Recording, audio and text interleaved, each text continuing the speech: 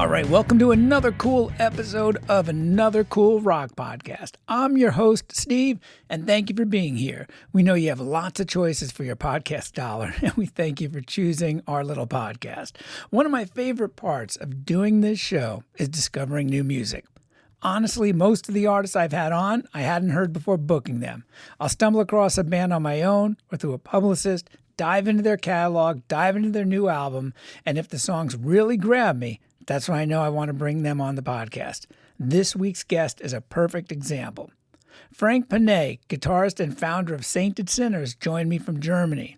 The band's members are spread across Europe, and they just released their fifth album, High on Fire. If you're into Van Halen, Led Zeppelin, Deep Purple, UFO, Black Sabbath, those classic hard rock bands that define the 70s, you're going to love Sainted Sinners. Their sound is big, soaring vocals, killer riffs, dynamic keyboards, and harmonies that stick with you. What I love most is that they're not just heavy for the sake of being loud. These are songs with melody, hooks, and real dynamics, music that stays with you. I also love the fact that their songs don't just follow the verse, chorus, guitar solo, verse format, and even their longer songs grab my attention because of what they got going on. Cool keyboards, harmonies, Hammond B3 organs, things like that, but it doesn't sound dated. It sounds new and fresh, and I absolutely love it. Their earlier albums are solid, but High on Fire takes everything up a notch in both songwriting and production. I had a great time talking with Frank about the band, his influences, the making of the record, and what's next. I hope you enjoy the conversation, and when you're done listening, you know the assignment. Check out Sainted Sinners and their new album, High on Fire, on Bandcamp, saintedsinners.com, or wherever you stream music. Follow the band on Facebook, Instagram, and YouTube. They've got even more new music coming in 2026. As always, thank you for listening, and be sure to like and subscribe to Another Cool Rock Podcast. Thank you for spending time here. And up next, Frank Pané from Sainted Sinners.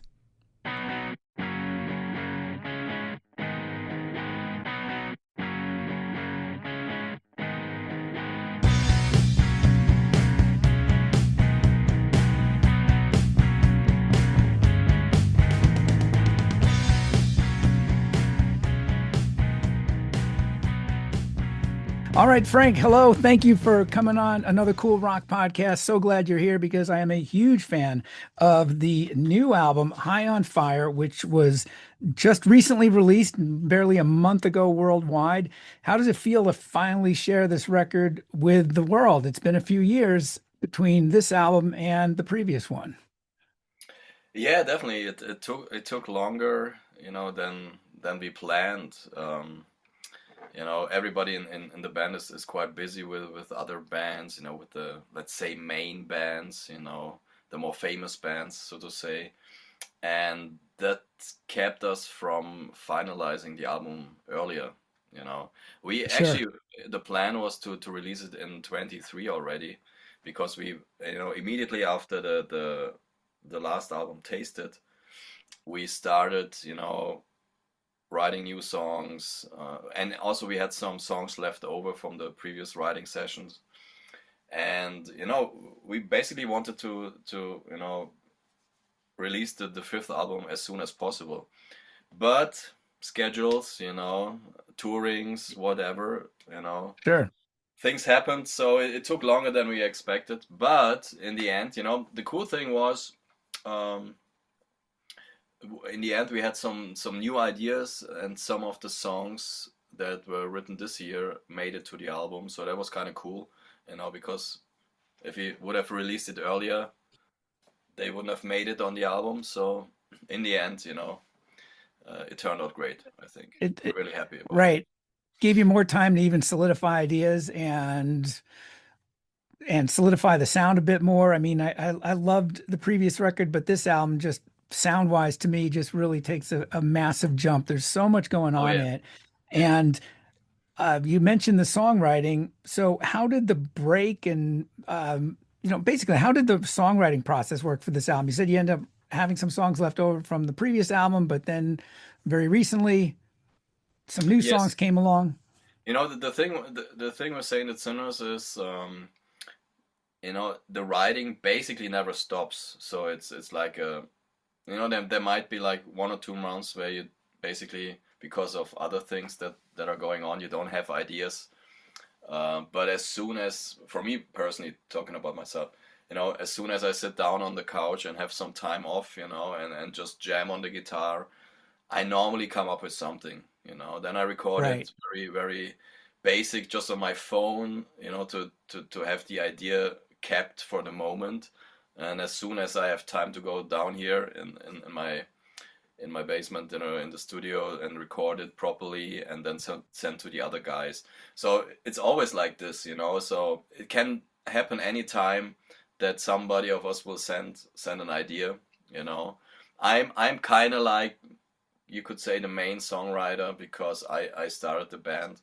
But very important from the start for me was that it's a real band. So if anybody else has ideas coming up, they're very welcome. Sure. And it might be, one day that maybe the other guys write even more songs than I do. You never know. If it always, for us, it's like, the song is most important. So it's not about, it's my idea, I want to have it on the album. It's like, Right. this song is great, but maybe it doesn't fit this album, or maybe it doesn't fit Sainted Sinners, maybe for something else. Right.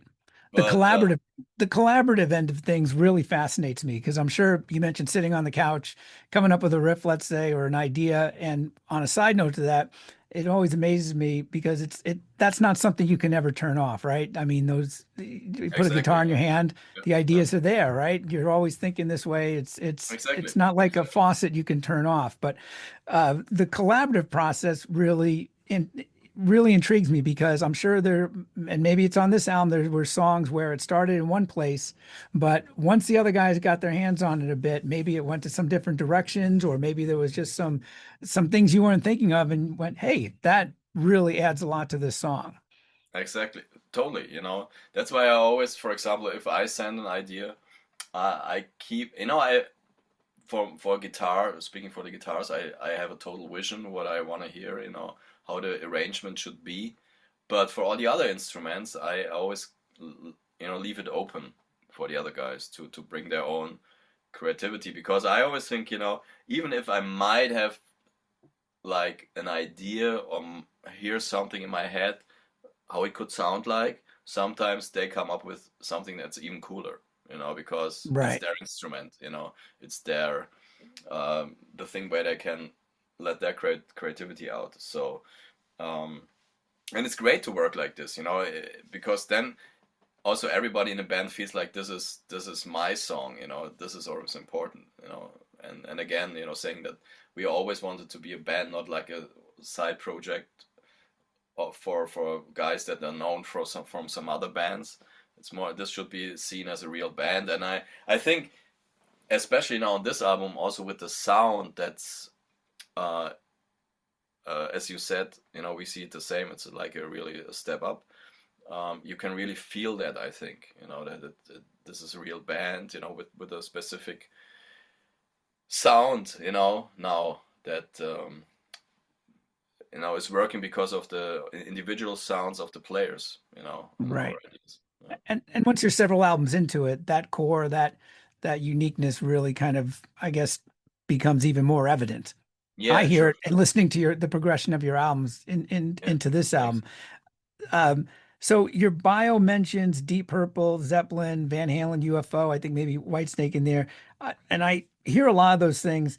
But I got to ask because there's a couple songs and I hear those things too. And to me, it just sounds so fresh and original. There's so much energy. This album, especially, there's different things the background vocals are doing that you're doing with different things. There's a Hammond organ in there. Your guitar sounds amazing, but there's some other keyboards. But I got to ask because one song in particular, are any of you guys fans of The Suite? I'm sure, Jack, I think, is definitely a fan of the suite, and I had the honor to do it's way back, but as an acoustic duo, to support the suite in Germany for some shows, Oh, and no kidding. yeah, yeah. The reason, It was way back, it was me and a singer, and we did basically just some acoustic performance, me acoustic guitar, him singing. and we support the suite in Hamburg, Berlin, I think, Stuttgart, and Munich, probably four big cities in Germany. And yeah, the suite are always there. The suite are, without the suite, I'm sure bands like Def Leppard or Right. and also even the American bands like Mötley Crüe or Rat wouldn't sound the way they would sound. Right. I bring that up because I'm not always good at picking out influences. I just love what I love. I can hear it if I really start thinking about it. But one of my favorite songs on the record is Hide in the Dark. Hmm. And there's that chorus, there's a bounciness and a lightness to it. Yeah, It's a hard rocking pop song. But what definitely, popped into my definitely. head was the Sweet. Yeah, yeah, sure, sure. That song, that was a song written by Ernesto, our keyboard player, and he had this idea of having a song that's really shows the how much classical music and rock music can fit together, but Right. not in the typical, in the harder rock scene, let's say metal scene. It's very typical to have this neoclassical symphonic kind of things, and we wanted to go a different route, more poppy, as you say, like more, yeah, inspired by glam rock and maybe some 70s proggy bands like ELO or something, Sure. yeah, so more in Sure. this I love that because it totally fits in with the record. There's such a great theme throughout the whole record I want to get to in a thing. second. But uh, I think if somebody doesn't know Sainted Sinners, or maybe even if they do, that song in particular might be a little bit of a curveball, but it works. It is, yeah, yeah, it is. It really Yeah, but does. we never, we always wanted to have songs like this on the album, on Right. our albums, because that our influences are very wide, very diverse, Yeah. so You can and hear it. they should shine through, as much as I love to listen to the obvious bands like Van Halen and Aerosmith and Purple and Zeppelin. I also love to listen to Prince, for example, Sure. or even pop music like Duran Duran or stuff like this, So, and all this comes together in the end, because everybody can have these influences, come out in Sainted Sinners. That was Yeah. always, the main goal for us. Yeah. Right. So speaking of influences as a guitar player, who were some of your influences slash early role models slash people that you really just took a like to, either as a youth or as an adult, people you may have discovered who really has moved you as a guitar player? I think probably, and still to this day, because that was the first guitar player I really listened to, but not so much focusing on the guitar, but the overall band, was Queen. Brian May was always, because of his melodic playing. But I said, when I listened back in, let's say, 80, I think I remember having the cassette of This Kind of Magic, I think was 86 or something. Oh yeah, I have that on Yeah. vinyl over here. Yeah. Yeah. So that was one that, from that point on, I loved Queen always, and but it was more like I didn't play guitar back then. I played piano. Oh, So it was not me listening specifically to the guitar. It was more like listening to the band and what everybody does, and I just enjoyed the complete picture, So from that, I think for me it comes that always the songs are the most important, and I love melodic guitar playing, you know, with feel, yeah. Then obviously later, when I got much more into the guitar and more specific listening to the guitar, obviously there were the guys coming up, the obvious, Eddie, you know, Sure. in the early '90s when I started playing guitar myself, and the album For Unlawful Carnal Knowledge or Oh, something. sure. The Van That Halen album record. Yep. that had a huge influence. Obviously, that was the probably that album where I said, "Wow!" Specifically listened also to the lead guitar and all the crazy stuff Eddie did. And Yeah. so, um, and another turning point was even earlier was hearing the intro for Thunderstruck. Oh, I think right. that was the point where I said, okay, I want to play electric guitar because that was so cool for me, to hear this movement and this back then it sounded totally crazy for me, this lick. And I said, okay, now I think I switched from the piano to the electric guitar. So that had basic definitely an impact. And then all the records that came out in the, let's say, early 90s, like Aerosmith, Get a Grip, so Joe Perry and Bradford Ford, and obviously Extreme with Nuno, and Oh, sure. Ozzy with Zach. And then because back then you had all the magazines and read the interviews, not like nowadays you can find everything on YouTube. But now back then you had the magazines and you wrote the interviews and they were talking about their influences. So obviously Zach, he mentioned Randy, and then I checked out the early Ozzy stuff and I loved it. Yeah. And other guys mentioned Richie Blackmore, so I checked out Deep Purple, or Jimmy Page, so I checked out Led Zeppelin, and then I Right. found all the '70s guys, and but Well, to keep it like, let's say, Brian May, Eddie, Randy, 100%, Gary Moore, also oh, huge yeah, influence. sure. I love the blues stuff he did. Yeah, so many guys, so. you, if there's one thing I take from that, from those influences and thinking to this, your sound on the new record, uh, you can shred, you can play super fast, but what really stands out for me is that you've got this, and just like those players you mentioned, you have this identifiable and very thick tone. Oh, I thanks so mean, much. and it's just, I can, and that lends itself to some really emotional things going on. As far as the solos, they're melodic, they're memorable, but to me, it really all comes down to, and I don't play guitar outside of this room here, Mhm. but I know a fat, thick tone when I hear it that I love, that really grabs you. Thank you And so that's, much. that's what I hear in your guitar playing. Thank you so much. Really appreciate it. Yeah, that was always my, and there you have it.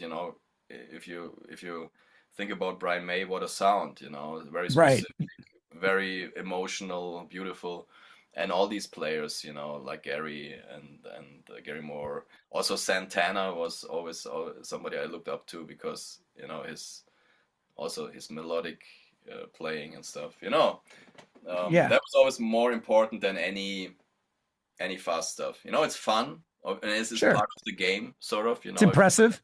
it's impressive, and at the right spot, it's great. But if it's overdone, then it gets boring. Then Right. it's just that one note you play with feel and hold it, and it sings. It's much more important in the end. Sure. So looking back, looking at now 5 albums with Sainted Sinners, is there anything when it comes to either your sound or the band's approach, when you look back to that first album, is there anything that has changed as far as your approach to recording or writing or just, I mean, certainly personnel has changed in the band, but is there anything that you can look back and go, wow, okay, now I know this and this is there anything specific, if that makes sense, as far as maybe how you Yeah. approach things and your sound has evolved? Um, I think what changed since the third album, not since then it's a real band. You know, I Hmm. wanted to have it as a real band since the start, but it was because I was the guy, having the idea, and the only guy that really worked like a bandmate with me was the drummer who's still in the band, Bercy. you know.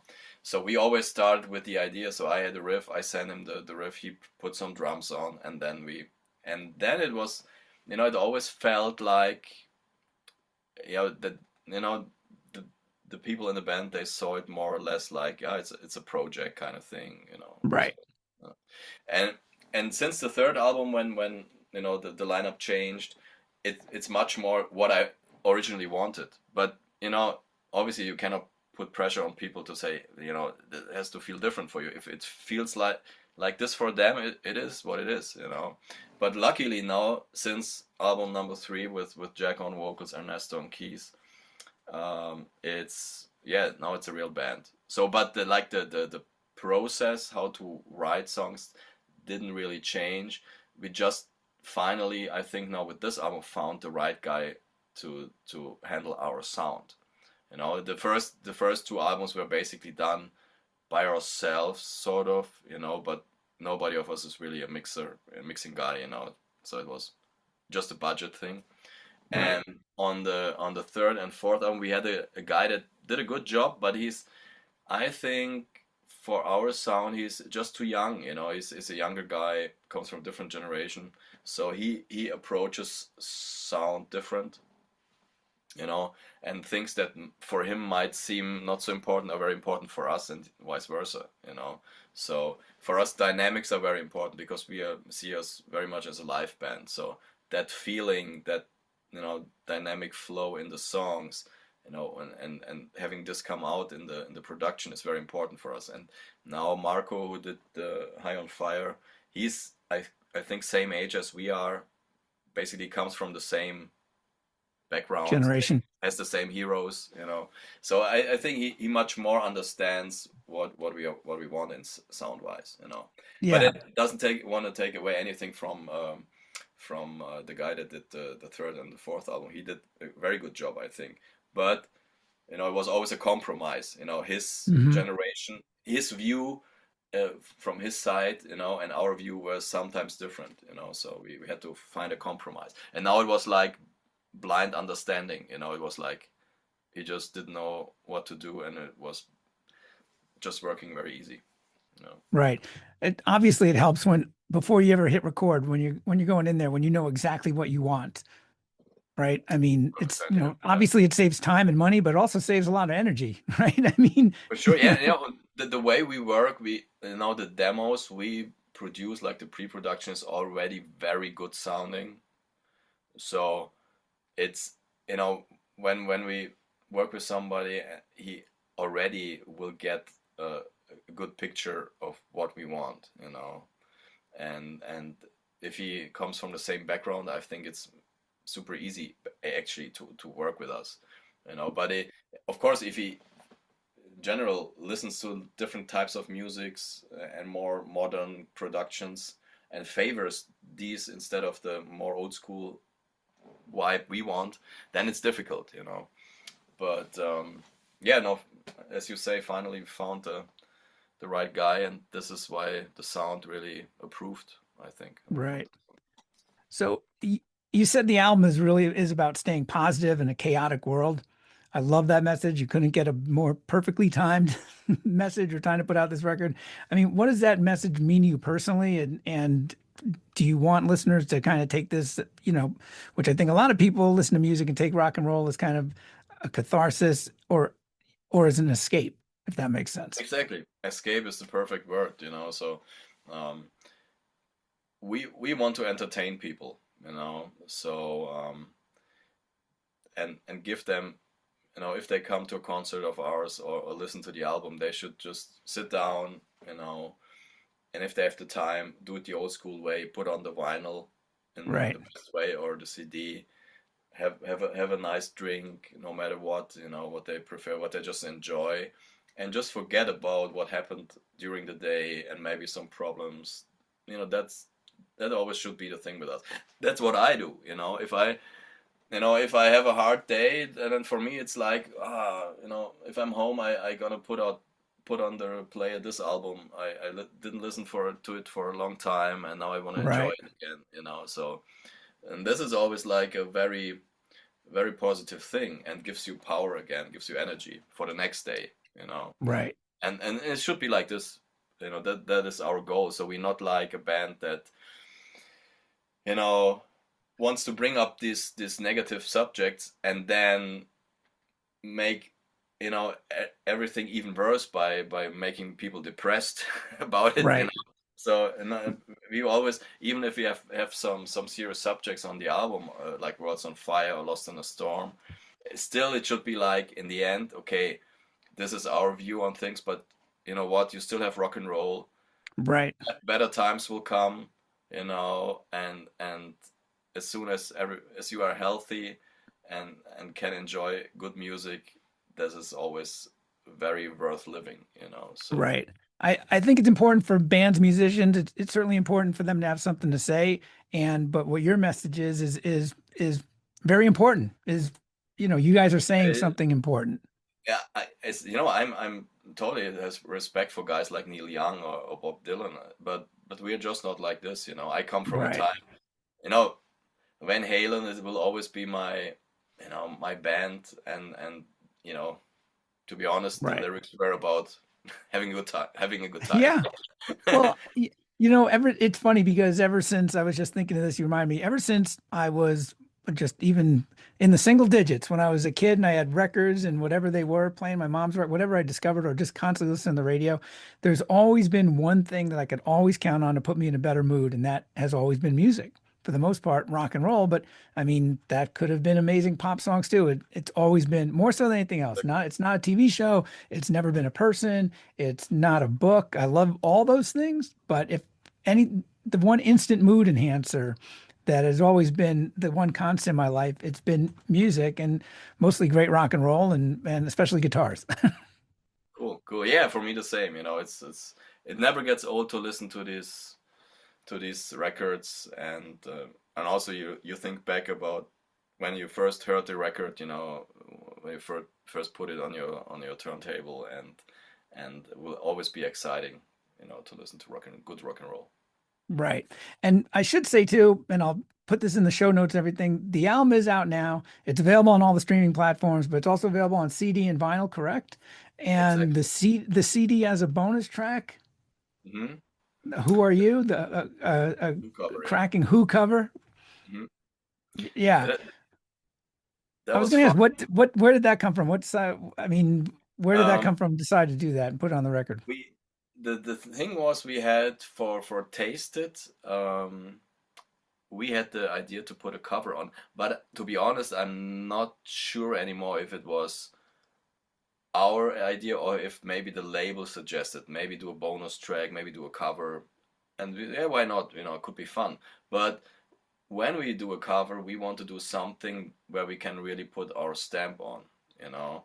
Right. Because obviously, if we cover a Deep Purple song or a Black Sabbath song or whatever, it's hard to make it a lot different because it's basically the same kind of genre we are anyways in, you know. Hmm. And it must be like a specific song, like for example on Tasted we did Losing My Religion by REM. We did a cover of Right. this, and we had a few to choose from for Tasted, and Who Are You was one of them. And I as I remember right, Ernesto suggested that song because he said, you know what, this is a great song. And I just heard, and definitely of course everybody knows the Who, but it was I was playing in some kind of TV show like CSI, whatever. It was Hmm. like a theme song or something similar. So Yeah.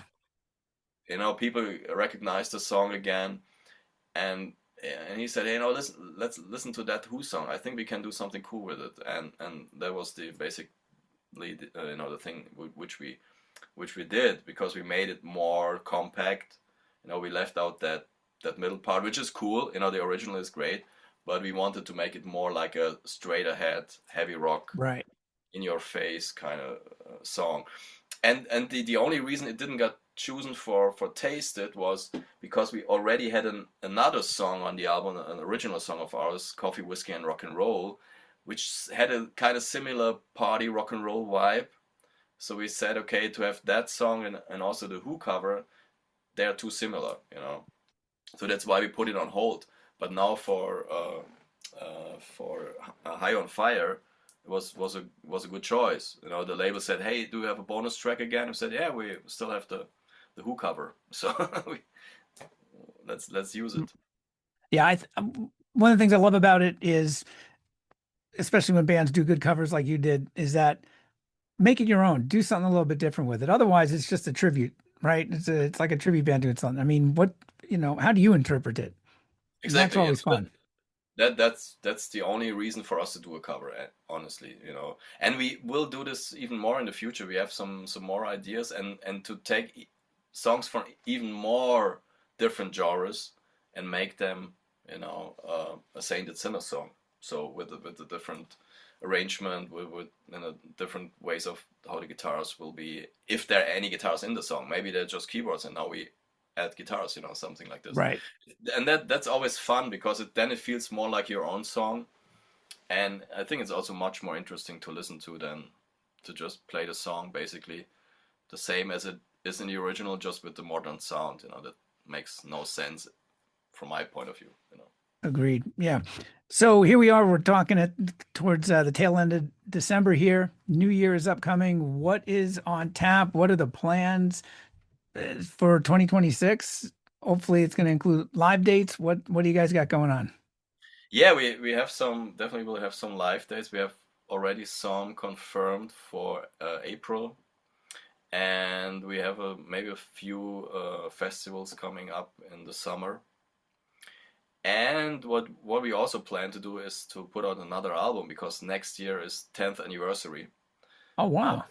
so we already working on it. We have some material, some new material. We have some material left over from High on Fire. And again, it was like the same as with the tasted material. It's not like the songs are worse than not so good. It's just we always see the flow of an album, you know. And if we have the feeling this kind of song fits better than this for this specific album, then we use that song. But we have some left over, like 4 or 5 songs anyways.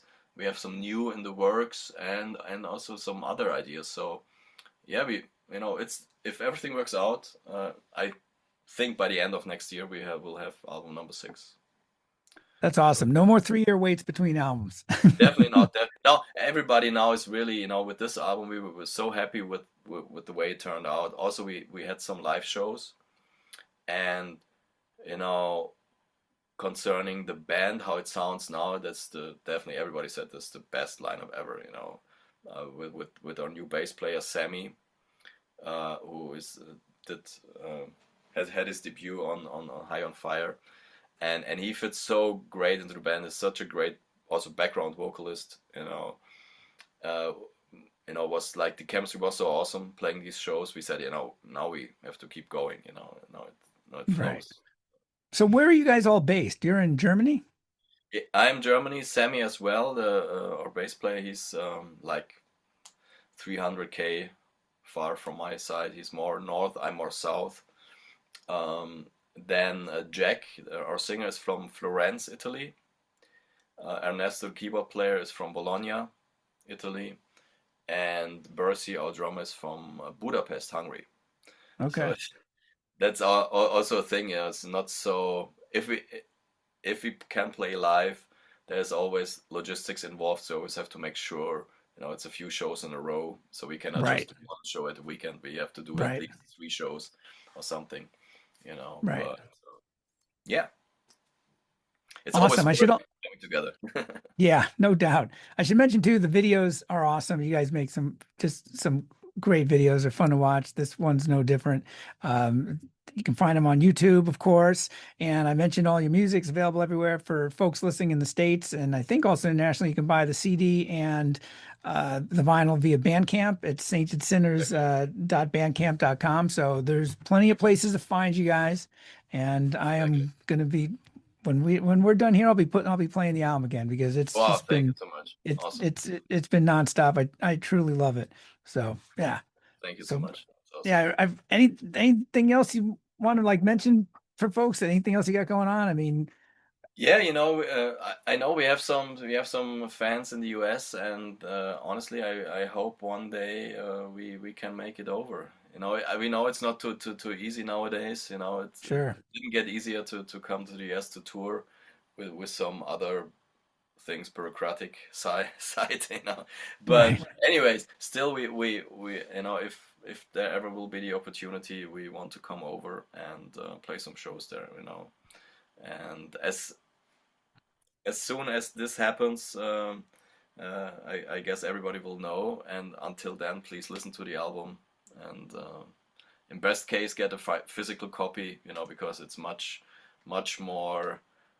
Because we're an album band, listen to the album. It's Right. it's not Right. about we're not a streaming band where you listen to one song. You have to get the complete picture to really enjoy it, I Yeah. think. I still listen to albums just on digitally the same way I do physically. I start with track one, I play it through. I mean, even I still have a couple thousand CDs. I have a CD player in my car right over here. And even then, I very, very rarely would hit random.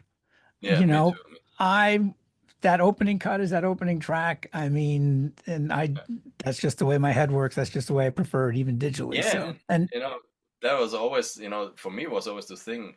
For example, with the early any Van Halen album, you start the first song and you already did know, the second song is this and the fourth song is my favorite, yeah, and then you had like right, your it was like watching a movie, you had the different scenes, and you already were looking forward to song number seven or whatever, and that's you didn't skip these songs, it was like not like, because every song was cool, in a different way, right. and one day you would favor this song, the other day you would favor this song maybe, but this Well, is the beauty of albums, I think. yeah. Well, that is a great analogy too, as far as like a movie. And that's one of the many things I love about High on Fire is that it flows. It's just got a perfect flow to it. I mean, you got the highs, the fast stuff, the darker bluesy. I mean, it really sets a great mood.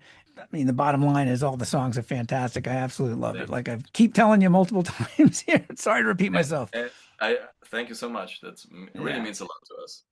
Awesome, Frank. Well, thank you for making the time. I do appreciate it. And I have to thank best of you very luck much. in the new year, and I'm looking forward to whatever new music comes next year as well. So Yeah, you've got a lifelong fan here now. So thank you so thank you much. so much. Same to you. Merry Christmas and all the best, and also to all the listeners. Awesome. Stay healthy and keep rock and roll alive. Right on.